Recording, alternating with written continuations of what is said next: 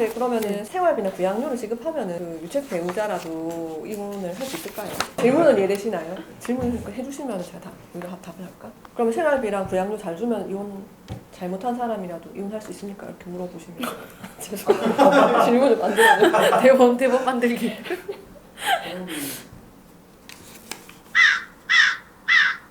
자막으로 질문을 한 걸로 치고 답변을 할까요?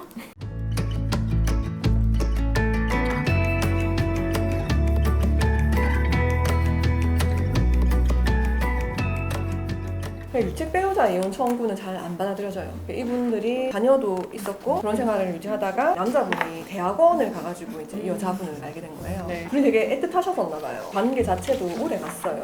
그리고 나름 둘만의 뭐 결혼 서약서 이런 네, 것들도 쓰면서 맞아요. 잘 지내셨대요. 함께 바람을 피우신 그 여자분이 배우자분한테 찾아가가지고 우리 이런 사이다, 우리 정말 사랑하는 사이다 폭로하기도 하고. 그러니까 이 아내분 입장에서는 얼마나 기가 차겠는 거죠? 이 남편분이 이제 이혼을 하고 싶어가지고 협의 이혼을 하자, 유죄로나 재산 분할로 이만큼 너한테 줄게 이렇게 하면서 이 아내분한테 1억 5천을 이렇게 송금해주면서 협의 이혼을 하자 이렇게 해가지고 신청서를 쓰고 법원에 한번 출석해가지고 이렇게 의사 확인을 하면 되는데 이 아내분이 안 나오신 거죠. 이 아내분도 분노하시는 거죠. 둘이 계속 이제 만나고 있는 상황이기도 하고 또 이 남자분이 가출해서 집에도 이제 안 돌아오는 상황이고 이러니까 그 남편분 회사로 가가지고 네. 출연을 한 거예요. 그래서 이제 이 남자분이 아내분을 상대로 해서 접근 금지 가처분.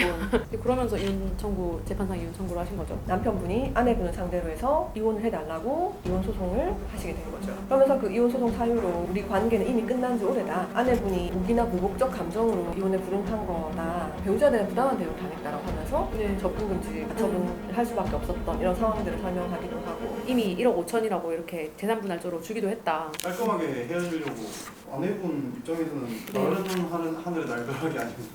아, 네네네. 그래서 네. 법원에서 그렇게 보신 거죠. 네, 맞아요. 네. 이혼 소송을 제기한 원고인 남편분은 입장에서 징계도 받고 고통을 당했기 때문에 이거는 힘이 부당한 대우 아니냐, 아내분이 우기나 보복적 감정으로 이혼에 불응한 것이 아니냐, 뭐 이런 취지로 이제 얘기를 하셨는데 법원에서는 그 주장을 받아들이지 않았어요. 아내분이 또 시댁에 자주 방문하지 않은 부분도 아, 네. 있잖아요. 근데 그것도 딱히 아내가 시댁에 부당한 대우를 한 것은 아니다. 그래서 결국 원고 이혼 청구는 이유 없다라고 봐서 결국 기각됐죠. 그러니까 이렇게 기각시키는 것이 이제 일반적인 경우다.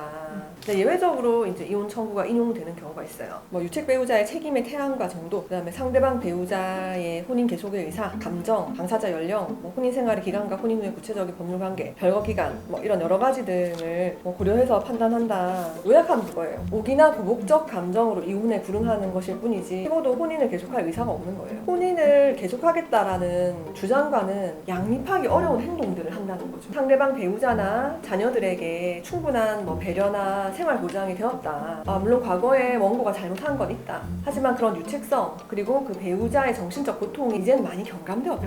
예외적인 경우에는 유책 배우자 이혼 청구라도 인용을 해주겠다. 그럼 도대체 얼마나 부양료와 생활비를 지급하면 이혼을 할 수 있는가? 얼마나 줘야지 내가 바람피고 이혼할 수 있는가. 네가 10억 주면 할게 이혼. 그렇게 만약에 받아요. 그럼 그거는 되나요? 와, 근데 판례 읽으셨어요? 진짜 10억은 인정됐어요. 아 진짜요?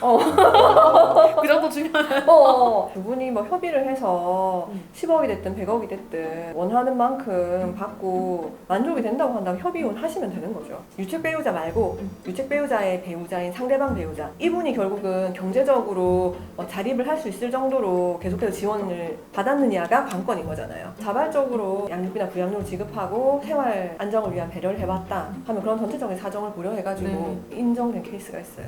네, 그 10억 네. 포인트. 바람 막 피웠는데 위자료 한 5천 받고 이혼 당해서 어린 자녀들 혼자 소에게 그 양육비가 키우기 진짜 힘들잖아요. 네, 내팽개치는 거죠. 그래서 그냥 이혼 난 안 하겠다 하는 분들도 제법 많아요. 맞아요. 저희도 그렇게 권할 때도 있어요. 내가 이혼해주면 재산 분할도 내가 해줘야 될 수도 있고. 네, 몇 푼도 안 될 수도 있고. 그러니까 충분한 배상을 받고 해야 되는데 위자료 너무 턱없이 적은 거죠. 간통죄는 폐지됐으니까 더 배의식도 없고. 이왕 유책주의를 채택하고 있으면 위자료도 좀 높아져야 되는 게 아닌가. 물가도 이렇게 상승하는데 위자료는 왜 안 오르죠? 변호사 수임료 왜 안 오르죠? 아, 제 말이요. 진짜 그거 너무 이상해요. 똑같아요. 지금 15년 전이랑 똑같은가요? 20년 전이랑 네, 20년 전이랑 10년 맞죠? 그러니까 인건비는 이렇게 올랐는데 많이 힘듭니다. 위자료가 높아져야 되는 것 같아요. 그래야지, 그래야지 저희도 시세를 따라서 횟수금도 오르고 이렇게 가전을 파탄해놓고 결국 받는 돈이 2천? 평균 2천 정도 아닌가요? 네, 2천. 네. 네, 이게 뭐 부정인 기간이나 이런 거에 따라 다르긴 한데 네. 2천, 3천 선인 것 같아요.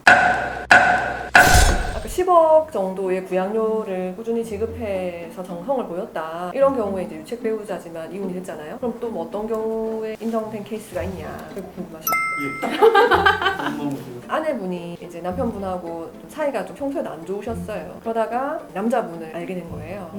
그래서 남자분하고 바람을 좀 오래 피우셨어요. 근데 이 남자분이 제발 나랑 헤어져 달라고 그 아내분한테 얘기를 한 거예요. 상간남이 그 아내분을 달래가지고 관계를 청산하려고 수표를 1,000만 원짜리 수표를 네. 주면서까지 제발 제발. 헤어지자. 이렇게 된 거예요. 근데 그 사실을 이 아내분의 남편분이 아시게 된 거예요. 남편분 입장에서 얼마나 기가 막히겠어요. 그래가지고 그 수표 그 남자한테 돌려줘라. 돌려주고 나서 네. 다시 그 이제 이 상간남이 사무실로 찾아가가지고 회사에서 난동을 부린 거예요. 만나달라 막 이렇게 난동을 부려가지고 상간남이 이 아내분을 고소하기까지 이르렀어요. 네, 결국 이 남편분의 도움을 받아서 우리 와이프 단속 잘해서 더 이상 만나지 않겠다 이렇게 해가지고 합의해가지고 이 경찰 사건이 끝난 거예요. 그러다 보니까 이제 남편도 아내분한테 실망도 많이 했을 거고 적적하시니까 이제 등산을 하시게 됐는데 그 등산회에서 좋아하는 분을 만나게 된 거예요. 상간녀와 이제 바람을 피우다가 들키게 된 거죠. 다 정이 떨어진 관계다 이렇게 하면서 이혼 소송을 하셨는데 이 아내분이 절대 안 된다 하고 이혼 소송에 반대하고 협박도 하고 문자 메시지로 막 욕도 하고 너의 네, 부정행위를 반드시 응징하겠다.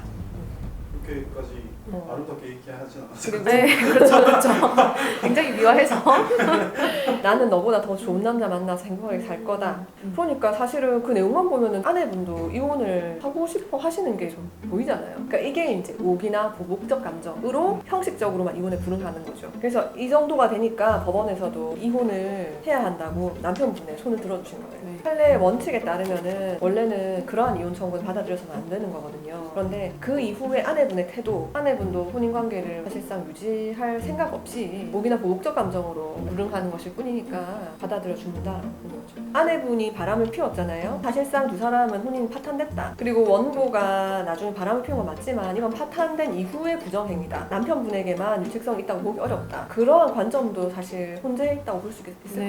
같아요. 저희랑 영상 촬영하면서 정신적으로 피폐해지시는 거 아니에요? 그래야 되죠. 법이라는 게 어렵다기보다는 우리가 생각하는 상식에 입각해서 행동하시면 되는데 부부가 오래 살다 보면 약간 애증관계 뭐 이런 게 있는 것 같아요. 마음속으로는 진짜 안 살고 싶은데 그러니까 겉으로는 난 살고 싶어요. 이거 못하겠어요. 이렇게 하는 상황 자체가 어떻게 보면 되게 모순이고 그런 상황이 있다는 것 자체를 이해하기 힘들어 하시는 분도 있으실 것 같아요. 더 좋은 합의 조건을 이끌어내기 위해서 형식적으로 이혼 안 하겠다 하는 그런 경우도 있고요. 이성으로서의 기대는 하지 않는데 또 아이들은 또 다르잖아요. 우리 애들한테는 결손 가정을 만들어주고 싶지 않다. 그런 주관적 가치가 있으신 분들에게는 이혼을 안 하는 것이 또 정말 중요할 수 있는 부분이거든요. 그 각각의 이제 생각은 다 존중되어야 되는 거니까 그걸 맞춰서 이제 저희가 도와드려야 되는 거죠.